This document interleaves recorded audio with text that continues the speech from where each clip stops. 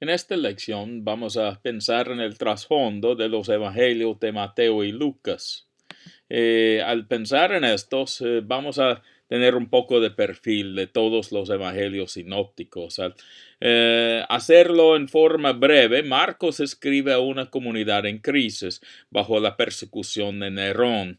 Pero con Mateo y Lucas hay otro tipo de comunidad en su trasfondo. Son comunidades en transición, al decirlo así. Para Mateo son más que todo cristianos judíos, o por lo menos que vienen de un contexto judío.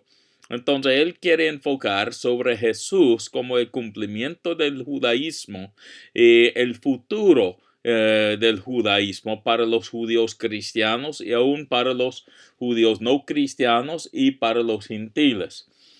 Pero Lucas está escribiendo en un contexto muy diferente, porque al parecer Teófilo ya no es un judío, sino es un gentil. Y él está escribiendo un Teófilo, quien es estimado, es decir, probablemente es un oficio en el ejército o en el gobierno, mejor dicho, en el gobierno romano. ¿Y cómo puede uno hacer cristiano, seguidor de un judío, Mesías judío Jesús, y si el gobierno acaba de tener una guerra contra los judíos? Entonces es un trasfondo muy diferente. Podemos pensar, claro, en el sitio para el ministerio y el sitio de escribirse. Para Mateo, más que todo, pensamos en la región de Antioquía. Entonces vamos a comenzar con Mateo. Al pensar en el autor, Papías, quien ya hemos mencionado en otras lecciones, dice que Mateo escribió, pero los dichos del Señor en el dialecto hebreo. Entonces cada uno hacía su interpretación según su habilidad. Ireneo también menciona que Mateo escribió en hebreo. Y entonces pensamos que Mateo es el autor por lo menos de algo escrito que forma parte de este libro de Mateo, el Evangelio de Mateo, pero es el autor de algo en hebreo, mejor dicho. Lo que Papías en verdad dice es que Mateo escribió, pero no sabemos si al decir el dialecto hebreo, él implica en hebreo o en arameo, o con, quizás algunos opinan, con un enfoque judío. Lo más probable es que él está indicando hebreo en sí. Por el otro lado, nuestro Mateo en griego no demuestra que es una traducción de otro documento escrito en otro idioma, sino de que es una creación original en griego, quizás usando fuentes, claro, pero no es una traducción literal de otro documento. Se ve por lo general este tipo de traducción sin tanto problema, pero Mateo no lo es. Por el otro lado, los aramaísmos de Marcos no se ve y las citas son de la Septuaginta. Pero este tiene sentido al escribir en griego. Claro, uno debe sacar las citas de griego y hacer todo el trabajo en griego. Para la fecha de Mateo, si pensamos en Marcos como el primer evangelio escrito en griego, entonces él usa Marcos griego, es decir, que tiene que ser por lo menos después del año, vamos a decir 70, fechando a Marcos como 65 a 70. También hay referencia a Mateo por Ignacio, entonces no puede ser más tarde. Entonces, la mayoría opinan que Mateo fue escrito entre 70 y 85. Imagino yo que fuera entre 70 y 80, pero no podemos pues discutir con certeza 5 años así tan fácilmente. En cuanto a lo que fue escrito en hebreo, quizás por ahí en el año 50 más o menos, pero a otros opinan que Mateo fue escrito primero antes de Marcos. Claro, tiene que ser antes de 65 en este caso, pero son muy pocos que asumen este punto de vista hoy día. En cuanto a su punto de origen, algunos pensaban quizás en Israel mismo, Cesarea Marítima, o quizás huyendo de la guerra entre los romanos y judíos en Alejandría. Otros en Jerusalén, pero este no es muy probable debido a la guerra. Entonces, lo más probable es Antioquía. No tenemos certeza sobre eso, pero por el otro lado, Ignacio hace referencia a este bien temprano, el Didaqué, tiene por lo menos algún conocimiento de Mateo al parecer, bien temprano. Este nos da la idea de que es de esta comunidad de Antioquía. Ignacio fue el obispo de Antioquía antes de ser mandado para su muerte a Roma. Pero por el otro lado, favorece pero no hay certeza sobre el sitio. Yo creo que Antioquía sirve como base para la interpretación. Sus recipientes. Algunos opinan que es una comunidad solamente de cristianos judíos. Este parece ser bien, cabe bien con lo que vemos en el Evangelio. Tiene que haber sido quizás un poco helenístico, de habla griego, porque hay el uso de griego, claro, y las citas de la Septuaginta.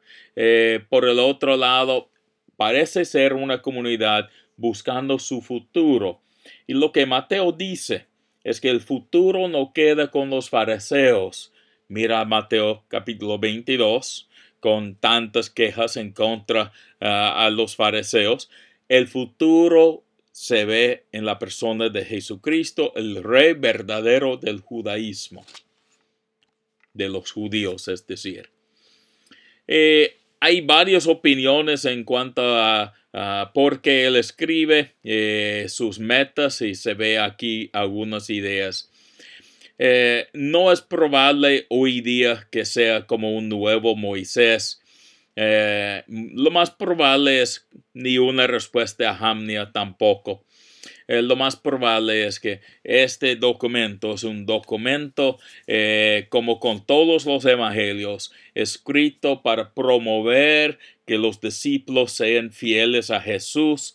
Entonces, para promover la aceptación de Jesús como el Mesías, la vida vivida fiel a Jesús, y para atraer a otros en seguimiento de Jesús.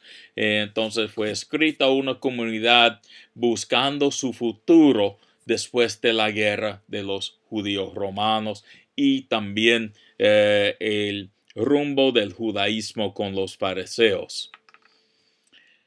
Ya hablamos un poco de la fecha y también del lenguaje original, y ya hablamos de la dependencia sobre Marcos en el video sobre el problema sinóptico. Entonces voy a dejar esta parte ahí. Hay 5 resúmenes que se ve en Mateo, y este es como una división del libro, y hay secciones narrativas y luego secciones de enseñanza. Estos son los 5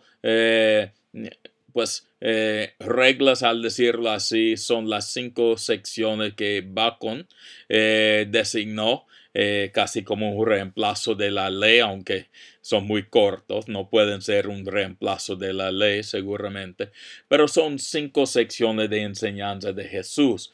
Entonces, capítulos 3 y 4 hay narrativa, 5 a 7 el Sermón del Monte, 8, 9, 10 aún, 8, 9 más que todo son narrativa, 10 enseñanza, 11, 12 narrativo, 13 parábolas enseñanza, es decir, y así sigue con narrativa y luego enseñanza. 18, por ejemplo, 24, 25 son enseñanza, y se ve el desarrollo del evangelio en esta manera.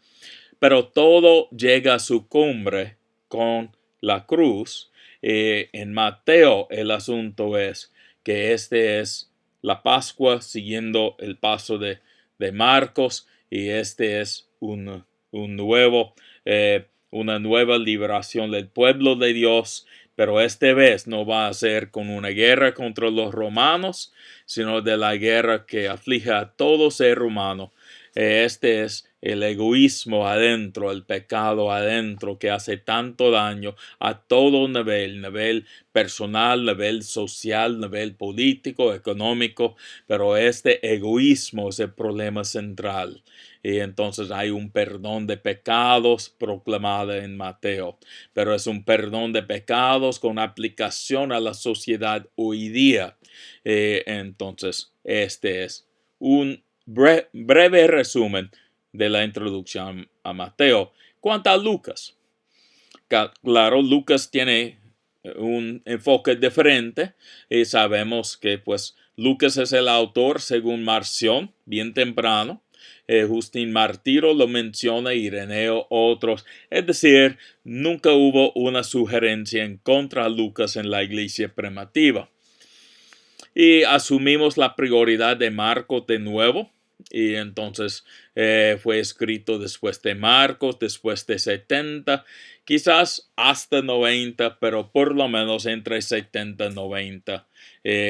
A mi parecer, de nuevo, 70, 80, pero no podemos ser pues demasiado ciertos de una fecha exacta. 70, 90 cabe bien. ¿Y de dónde escribe? Hay pues posibilidad de Italia o de Grecia. Según los padres eclesiásticos, este fue escrito, Lucas escribió desde Grecia. Yo creo que este tiene algo de sentido. En este sentido, Lucas ya había salido de Roma. Quizás él encontró a Teófilo en Roma, pero Teófilo ya es un líder en el gobierno romano. Entonces Grecia cabe y no tenemos datos, al contrario, en la iglesia primitiva. ¿Qué es lo que sabemos de Teófilo? Es un individuo quizás, este es el punto de vista normal, pero también el nombre significa amigo de Dios, amador de Dios, amigo de Dios. Entonces puede ser un nombre simbólico o quizás simbólico de un grupo, y él es el representante del grupo. A mi parecer, lo más probable es que Teófilo era un líder de una iglesia de casa, que se reunía en su casa, un gentil, un oficial romano. Entonces ya es un cristiano, pero tiene una tensión debido a la guerra que su gobierno acaba de tener con los judíos, y al saber que Jesús era un judío. Y entonces, ¿cómo es seguir a un Mesías judío siendo parte del gobierno de Roma y después también de la persecución bajo Nerón? Y entonces la explicación que Lucas da es que aún Jesús tenía problemas con los líderes judíos. Entonces, al ver al gobierno romano con problemas con estos líderes, no es algo extraño. Pero un no judío puede ser un seguidor de un Mesías judío, porque los cristianos no son enemigos del Estado, ni Jesús tampoco. Él vivió su vida sin hacer nada en contra del gobierno, sin levantar una rebelión, es decir, sin presentarse como de verdad un peligro para Roma, y aún un centurión lo reconoció que él era justo, inocente, es decir, en el momento de su muerte. Y entonces Teófilo no debe tener ningún temor en seguir a Jesús. Y hay también otros temas principales aquí en Lucas. Jesús no es solamente el rey de los judíos, no es solamente un salvador, sino es el salvador de toda la humanidad, hijo de Adán, según la genealogía que Lucas presenta, hijo de Dios. Así.